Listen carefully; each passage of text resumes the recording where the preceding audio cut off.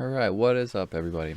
Pretty excited about today's video. This will be the third video in my inventory parts project. I've added quite a bit of stuff to this program since the last video. So I got a few notes over here, so bear with me if I keep looking over here. I'm just looking at my other monitor trying to make sure I don't miss anything. So I'm going to go over everything that I wrote, as well as a couple errors and warnings that happened while I was creating it. I got a lot of good feedback on the video I did with that runtime, JavaFX runtime error. So I'm going to make sure that if I do run into any errors that I make note of them and address them in my videos so that you guys can also get through these errors if you get them. So yeah, here we go. Let's go over just a few things that actually have changed since my last video. Alright, so I know that in my my second video, at the end of that video, I talked about possibly creating a scene so that we could see our customers that are created, and I also basically was saying that I'm going to make that save functionality where I can save customers to my inventory. So all that's been done. I'll just run through the program. I'll start it up and kind of do a little example of saving customer, show you what I have changed, and then after that we'll kind of break it down and I'll go through how I made everything actually work. So here we go. This is I'll go over what kind of changed. First thing you might notice is that I've added more parts and products to my inventory. On startup, again, it just makes it easier to go through and do these examples and show you how everything works. So this is now my add customers scene. I have added an additional table down here that is going to have my current customers. And as you can see right now, it's blank because I haven't added any customers to my inventory. I didn't create any I haven't added any customers to my inventory on startup. So you can basically type in whatever you want for a name. I'm just going to put Toyota, and then I have a car here as one of my products, and I'm adding that. Now in my second video, I was able to add multiple products, and I remember kind of addressing that in my video, saying it would be nice to only be able to add one product to our customer. And I have actually made that part of this. So now if I try to add car again, the same product, now I get a little warning dialog box that basically says duplicate products are not allowed. So I can show you how I did that as well. And you can add multiple different products to one customer. So a customer can have different products being built, but they can't have the same product more than once. So you can add however many you want. I don't know if I set up the remove associated products. Oh, I did. Okay.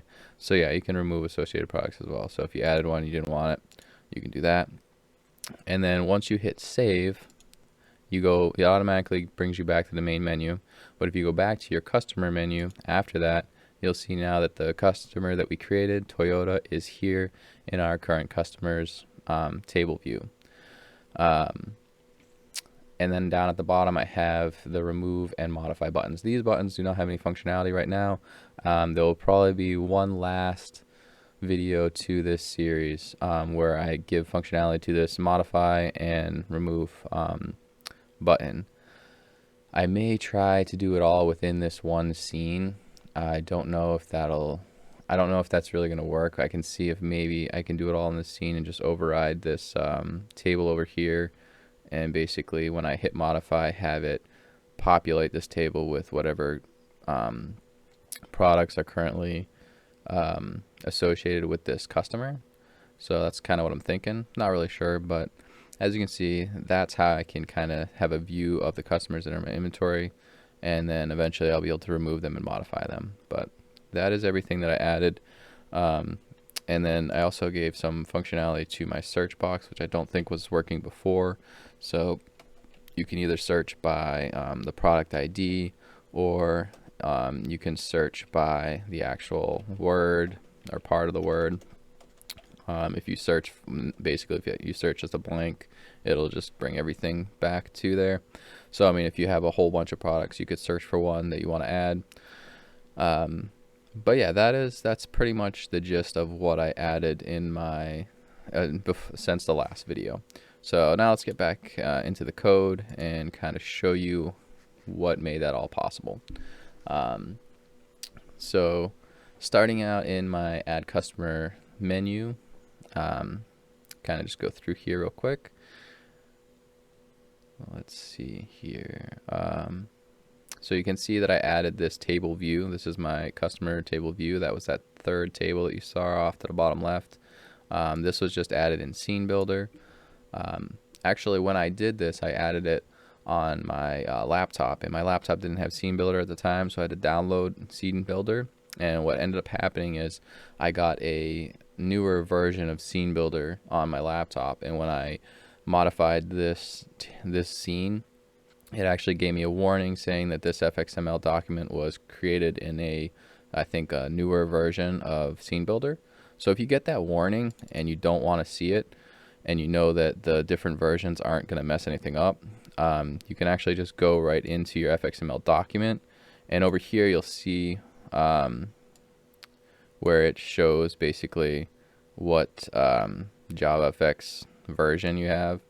So this version right here ended up changing somehow. I just ended up typing in exactly the version that I had on my other one. So you can basically just write in whatever version you want to make it match, so it doesn't show that error. Yeah, so I'm just gonna throw that in there if you guys ever see that. Obviously, if you do have versions and you're using different functionality that's only available in one version, you're not going to want to do that because your program's still not going to work. But for me, the versions didn't matter, and that warning was just annoying. So that's what I did to avoid that. And then moving further down, you can see what's next here. So this is the code I have for saving my customer. I don't think I went over this. I think this is something that I just added for this video. So I do have, it's kind of straightforward as far as I just create kind of a couple local variables, ID and name, and then I use my add customer name text. That's my text field inside my scene, and I just say get text. So that is whatever the person typed into that name square there. That is going to basically take that and just basically just store that into this name, this string name variable that I created here. The integer for ID is a little bit different. You have to actually parse the string. So you have to basically change this get text, which is going to be a string. You need to change it to an integer, and the way that you can do that is just by using the integer class that's part of I think just a standard library, and then you just use the method parse int, and then from there then you can retrieve whatever is in that text field. So that's how that is done. Below that, I create a local customer object here, a new customer, and then I just basically give it the parameters that I have up here, which will store whatever's in those text fields. The other thing that I added, this ID, I remember in the first video I didn't have the auto generate ID set up yet, so I'll show you down here. That's done in the initialize statement. So inside the initialize statement, this line right here is what sets that text. So the add customer ID text is set to the string value of, so you're just gonna basically, again, you're taking a number and you want to kind of make it a string. So you take this string, the value of, and then I put inventory.getAllCustomers.size. So this gives me the size of the observable list of customers. So if I have 10 customers, it'll give me I think it'll give me, and it'll end up giving me like 9 or 10, one or the other. So it'll give you the size of your list, and then it just adds 1 to that, and that's what it's going to set your ID to. So if you have one object in there, then it'll give you the number 2, and the first object obviously is going to be 1. So pretty simple. So if there's nothing in there, it'll be 0 plus 1, which is what it did for the very first customer. And it gives it the ID of 1, and then it just increments from there. So that is how that auto-generate ID text field is set. Going back to the save. So you have all of that, and then I created just an integer variable here called index of 0, and this was for my while loop. So this loops through my bottom right table. So you noticed when I added multiple products, I needed a way to associate those products with my customer. And the way that you associate products with the customer is you basically use your add associated product. And you can only add an associated product one at a time, which is why I need this loop. So I create this local kind of variable inside of here. This, well, it's not, I guess it's an object technically. So I create this product to add.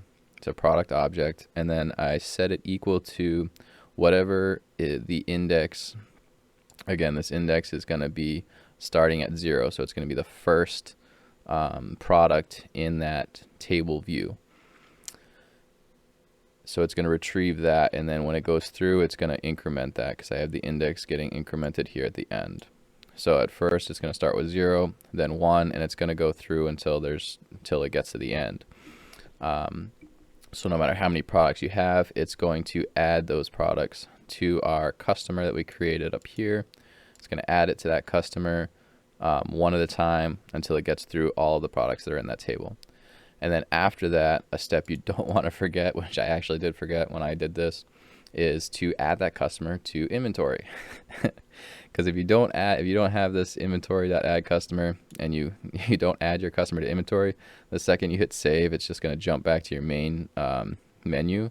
And then when you go back to your customer menu, nothing's going to be there because it didn't get saved to inventory. So this line right here is very important. Don't forget to do that.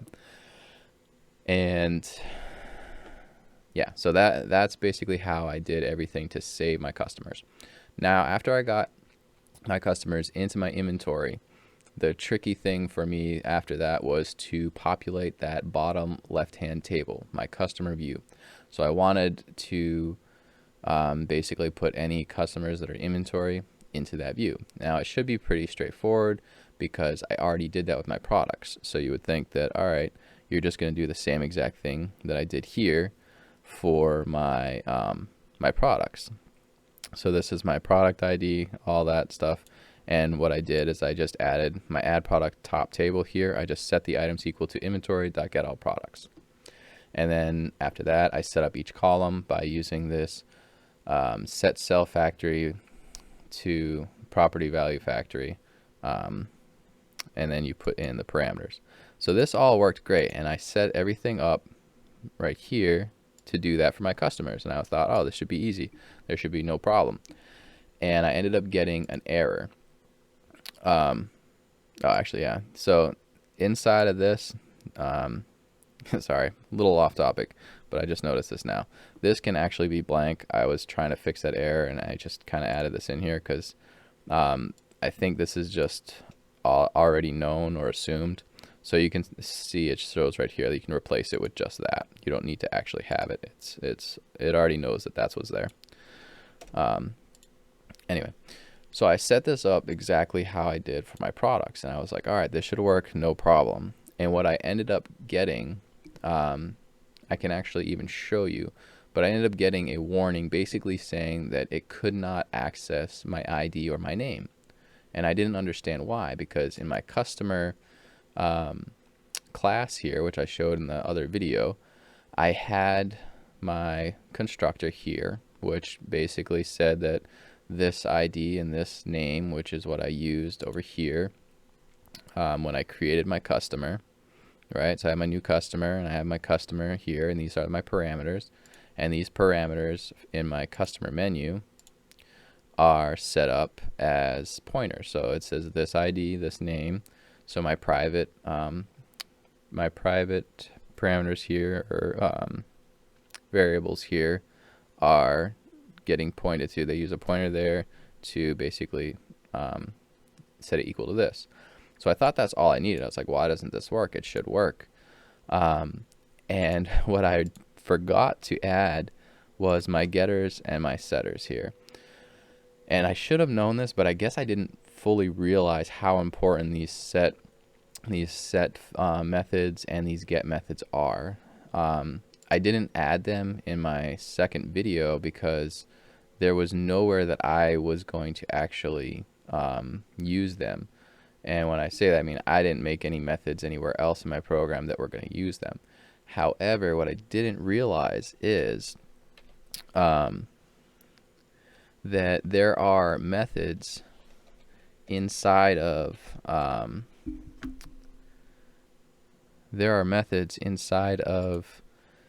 like the standard library, basically,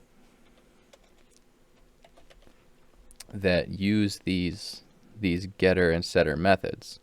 So in my first my second, the video I did last, I have just this add associated product and this get associated product. Those are the only methods I had. I didn't have these 4 methods here.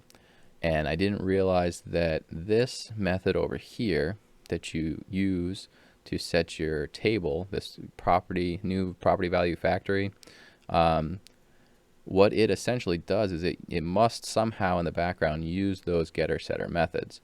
So if you don't have these, I'll show you what happens when you go and try to retrieve those variables.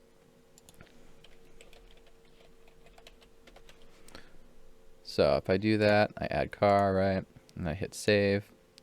When I go back to this customer menu, you'll see this huge error I just got, and you'll see that my customer menu was view my current customers was not set. So you'll end up getting this big long error, and if you look at the very top of it, that's where all the useful information is. It'll say cannot retrieve property ID in PropertyValueFactory, JavaFX.scene.control.cell, blah blah blah. Cannot read from unreadable property ID. And the reason I got that was, again, because of these setters and getters. So I guess moral of the story, make sure that you create setters and getters even if you don't personally think you're going to be explicitly using them in some type of other method or class, because there are methods inside already, like standard library methods, that will probably end up needing them. So just make them, put them in there, don't forget. Alright, one more thing that I forgot to say in the original explanation of these getter setters is that when I went about trying to figure out how to resolve this issue, the majority of people that have this issue actually do have their setters and getter methods in there, but their naming convention was incorrect. So unlike me, who just completely forgot to put them, other people will put them in here, and what they will do is, instead of having a capital letter directly after set and directly after get, they will put like a lowercase letter. So like if you put C or M or something like that.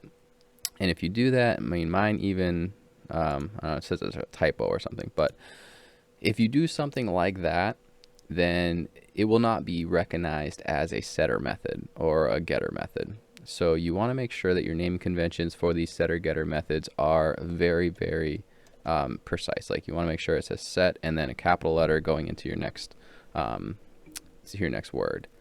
So I just want to add that real quick, because that can also be an issue. If you do have them and you're having this error, just check your naming of your setter getter methods, make sure the names are correct. Alright, that's all. I guess this is one of the reasons why I'm making these videos now, so early on in my my journey of trying to become a software developer, is because I think a lot of the guys I follow on YouTube and a lot of these professionals, like, they make a lot of great content, and I do watch it and I learn a lot from them. However, they've been doing it so long, they don't really make dumb mistakes like this, and they don't really think about, I guess it's hard to see it that early on, being that far into their career. So I'm trying to do this early, even though it is somewhat embarrassing, I guess, trying to, for anybody that knows what they're doing, watching my videos, they're probably like, oh my gosh, this guy has so much to learn.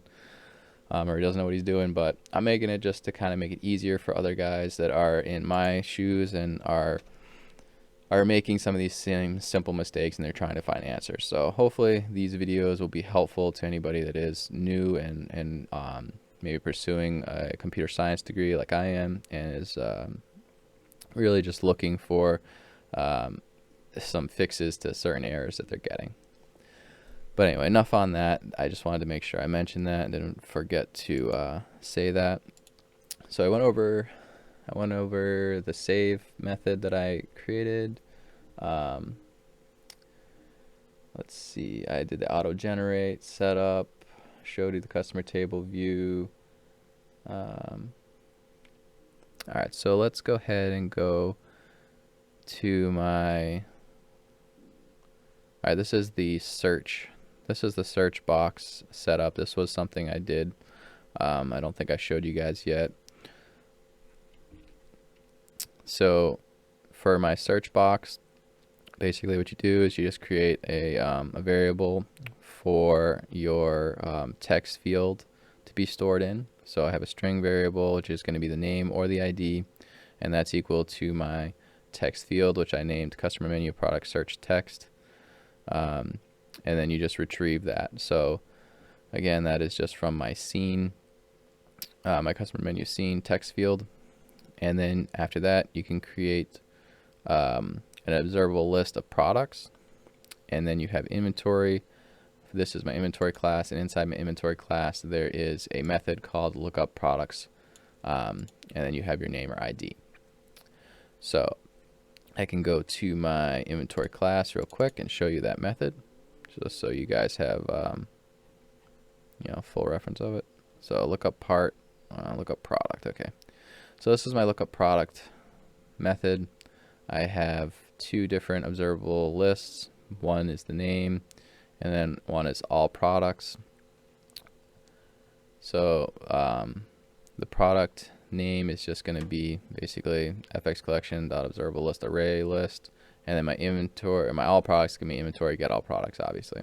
And what essentially you're doing is you're going to be searching through your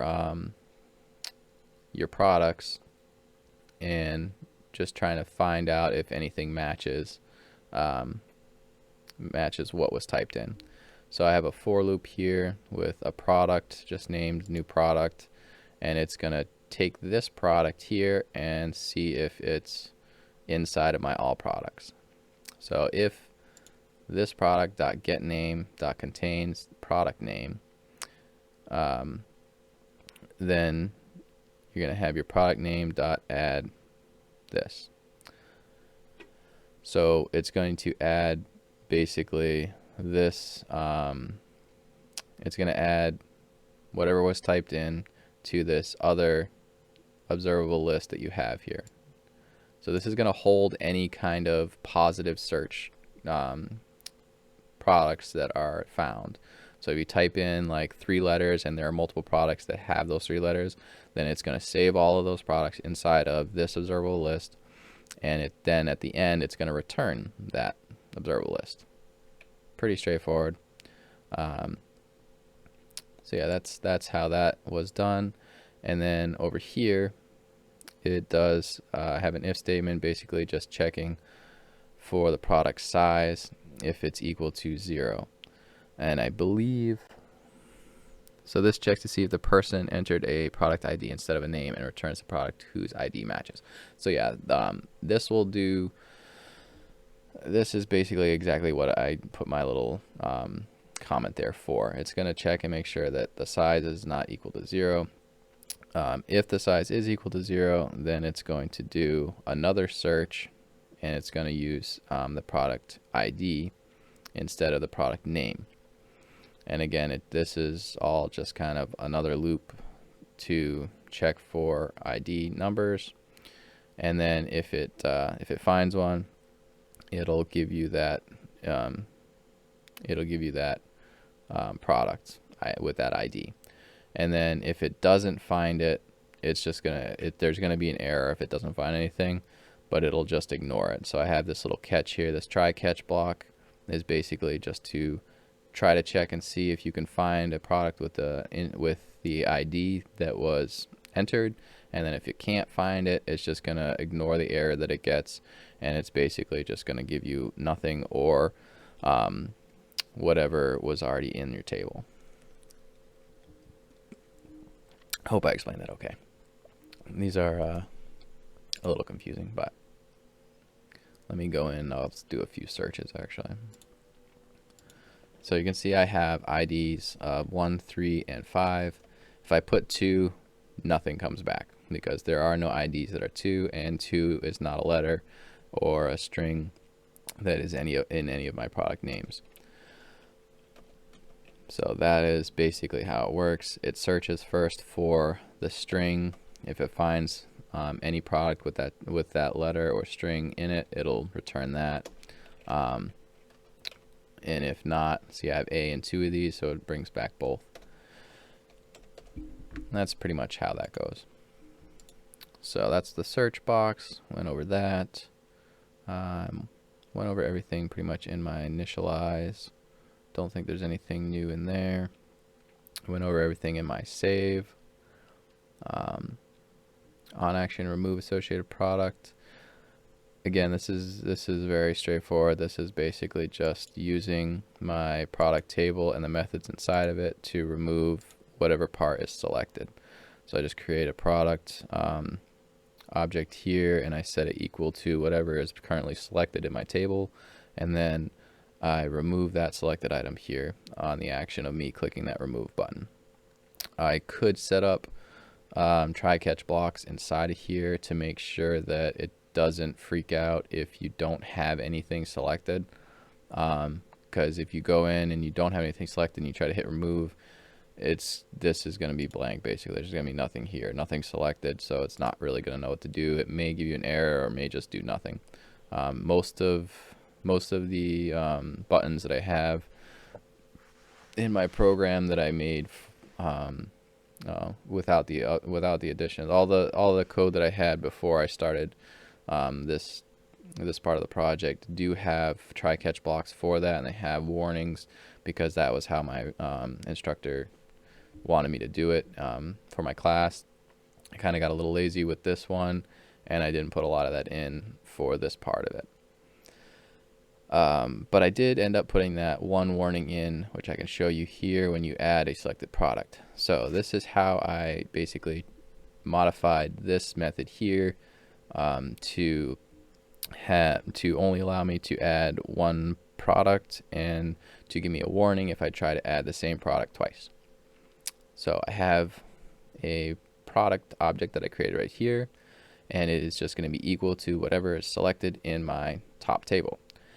And then my statement here says if, and this is basically this little exclamation mark over here is like the not operator. So it's basically going to say this is going to be true if this statement is false, if that makes sense. So this is like if not blah blah blah. Anyway, so I have my add product bot table dot get items dot contains my product. So that basically is saying it's going to check my bottom table to see if it contains this product that I have selected up at the top. So if my product is if the product that is selected is not in my table already, then it's going to take my customer dot add associated product, my product, and it's going to add that product to my customer, and then it's going to also add that product to my table at the bottom. But if it checks my bottom table and my product is there, then it's going to jump past that. It's going to go to my else, and it's going to give me that error saying, hey, you've already added this product, you can't add it again. And yeah, that's pretty much it. These little alerts are, again, just something that's built in. It's one of those standard like JavaFX library classes, and there's a whole bunch of different warnings that you can do. So you can do alert type, and then I think if you get rid of warning, what are there? There's a couple of them. So there's confirmations, there's warnings, there's error, information, and none. So you can make any one of these. I usually just go with the warning. There, I did do the confirmation for deleting parts and products, I believe, in my previous in the beginning when I did this for my school, because they wanted confirmations for any parts that were deleted. But yeah, you can put whatever you want, and that just creates a nice little pop-up dialog window that that you can put whatever kind of message you want. So this is the title for your little pop-up, and then this is just whatever you want the pop-up to tell the person. So let's see if there's anything I forgot to cover. I think that's pretty much it. Warnings, version. Yeah, I went over the issues that I had with the different versions in my scene builder file. I went over the warning I got for not having my setters and getters. Yeah, I think that's pretty much it. So there'll probably be one last video in this series, and that last video I will create possibly an actual modified customer scene if I cannot get it all to work within this scene, and I will pretty much just make the functionality for this remove button and my modify button. This one will be easy. This modify button is going to be a little tough. Like I said, I'll see if I can just do it all in this one scene. If not, I'll create a separate scene for modifying customers. But that is it. Hope you guys enjoyed this video. Hope you guys were able to learn some things from it. If you like these videos, please subscribe, hit the like button. Let me know if there's anything you guys want to see me do, or anything you guys are interested in. But yeah, other than that, it's been fun. I'll see you guys again in a little bit.